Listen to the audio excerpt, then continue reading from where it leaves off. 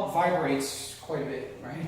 And so if you put your hand on the hose from the mechanical pump, you would feel it. Oh my God, it's vibrating like crazy. So the vibration pod gets rid of all those vibrations, because if you didn't have that, all those vibes coming up into the chamber, you would be able to image like maybe 1000x, because you would just see jagged edges everywhere. SEMs are very susceptible to vibration, right? You're trying to image something. So, yeah. So far, so good? All right, cool. Let's press on. So if we take a look at your microscope, usually this would be this huge thing in the room, but obviously it's not anymore. So the mechanical pump is located back here. Goes in. Here's your vibration pod. There's the other mechanical pump hose going up into the actual base of the cube, and then inside the housing is actually a turbo pump sitting upside down. And then from there, different valves, and then you actually can see your column on the other side of that.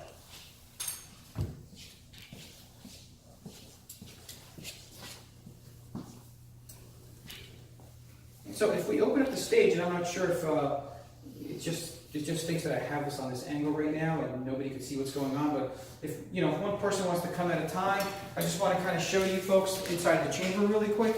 I want to show you the, yep, that's fine, yep. So sample stage, obviously familiar with it, right? Inserting your samples. Inside here, I'm going to get on this side of this. Inside, if you were to take a look inside, see your backscatter detector is right up there. You see that? Yep, all the way to the top. Yep, that's the backscatter detector. And then on the back side of that would be your secondary. And then that's your pole piece. What I'm touching right now is the pole piece. This is your final aperture assembly right here. And obviously the gun is up on top. Cool. Somebody else? Yeah. And what's that? And then over here, this is just a directory of previous images that have been saved.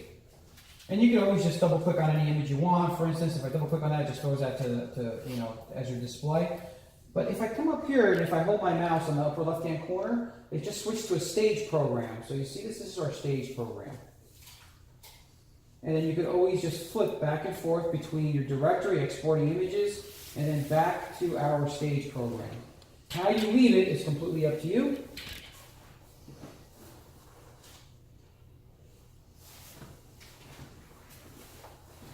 But just to let you know, if you were to say home the stage,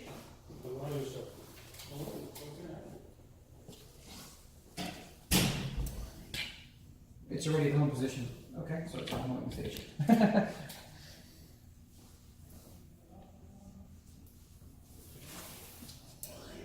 Usually the SEM is on the other side of me. Hang on a second.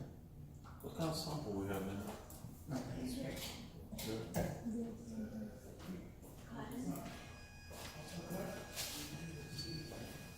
I just moved it in one direction just so it could go back and home it, so it wasn't in home position. So the way I usually start before we do anything is I'll home the stage. Okay, so before we even tell it to do anything, right? If you were to put the sample in, or if the sample was not in already, as soon as I launch the software, I say home the stage. Yeah, just home it. And then the next step I would do is I'd be like, okay, so I'm going to move us over to here, and see these two buttons down here?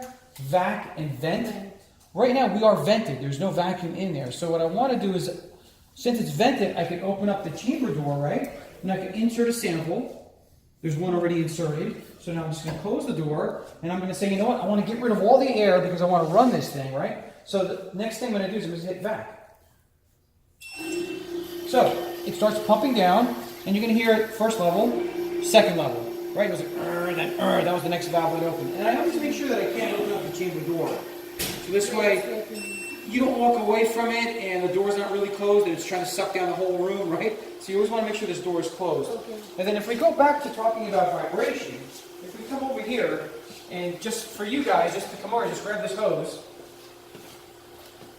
and then grab this hose, right? So just,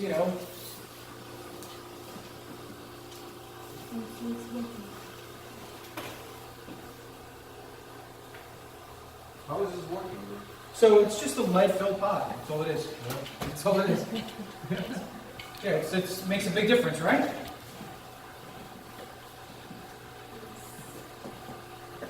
there's some sort of filtration or whatever? Yeah, so this is an oil demister because the mechanical pump, it works with it's an oil-filled pump, right? And so as it's gurgling inside, oil vapors will come up, and so that's why we have an oil demister on there to catch any of those oil vapors.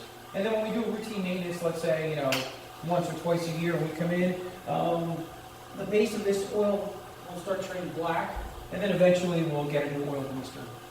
Yeah, that'll probably last like 2 years. Yeah. And tomorrow I'll have a full parts list of everything that you'll need to have. And I'm gonna be back in tomorrow morning to drop off your training certificates, stuff like that. Just a couple of small things. No training realistically tomorrow. But. Okay, so far so good. So mechanical pump, it's pumping down. SEM is just doing what it should. And if we look down here at the bottom, right here, it's telling us what vacuum level we have, right?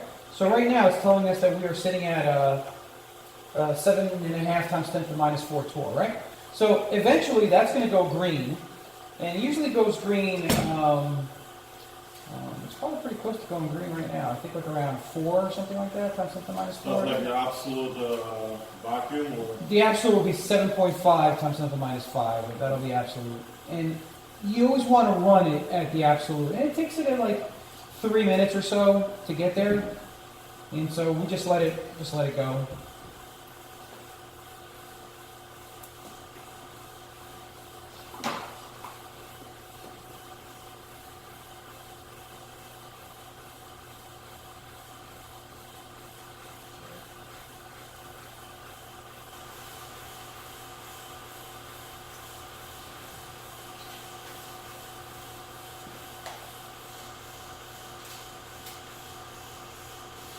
So it just went green. Do you see that? It just went green? So as soon as that went green, this run button became active.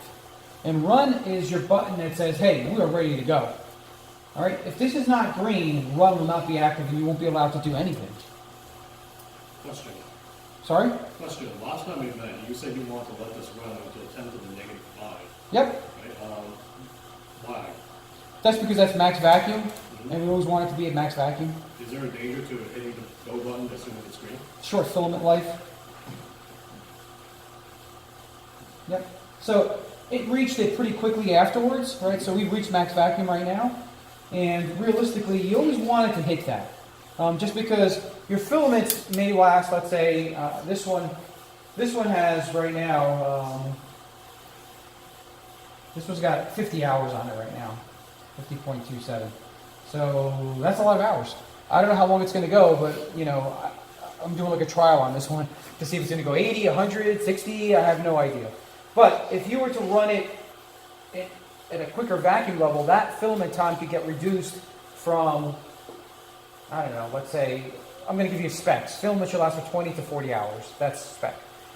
Okay? So running it at poor vacuum might make it last for 5 hours. That's how drastic it can be. Oversaturating the filament, and I'm going to go over that soon, we haven't talked about that yet, that can make it last for 1 hour. So it's very important the voltage that's on the filament and how the vacuum level is as well. But it reaches that maximum value very, very quickly, so it's not really like you have to wait like an extra half hour or something like that. It's seconds. And when this filament go out, we change it by ourselves? I'll change it. You change it? Yeah, I'll change it. You want to come to change it? I'll come to change it, and then I'll show you guys how to do it as well. Yep. Yep, you'll get a filament burnout error on the screen, and you'll be like, oh, filament's blown, and then I'll come in and put a new filament in here. But, yeah, so I'm going to leave it in just because I want to see how long it's going to last. So, okay, so if we start at the very top of this menu screen right here, and if we go to configuration, this is password protected because in here is where we have some settings that I have put in here, some calibration settings, so we just leave that. There's no need for us to go. No need for you folks to be in there. Option, you guys can be in here, and this is like your data display here. So if you go annotation, for instance, and if we go conventional transparent, let's say okay. Actually, I need this to be on. Give me a second. I need it to be live. So if we go conventional, see it turns the background black. See, that's displayed, and if we go conventional transparent, then it needs to transparent. If we go basic, it's just nothing on there, and if we go adhesive, it's just a very long micro marker. So we usually just leave it on conventional. And so save option is saving as an MCraft file as a JPEG as well. It's in 2 saves in 1, which is great. And then it just could index your files and so on, and displays your acceleration whether it's a mag.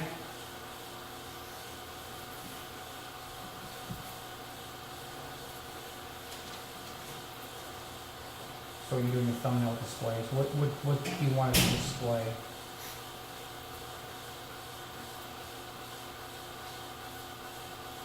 Also,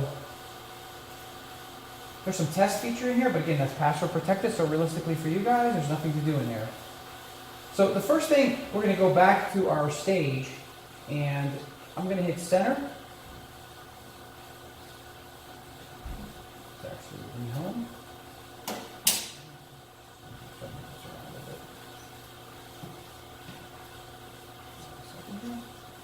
What's the difference between home and center? Home takes it down to this base setting, and center should center us up on one of the samples. And right now it's not cooperating.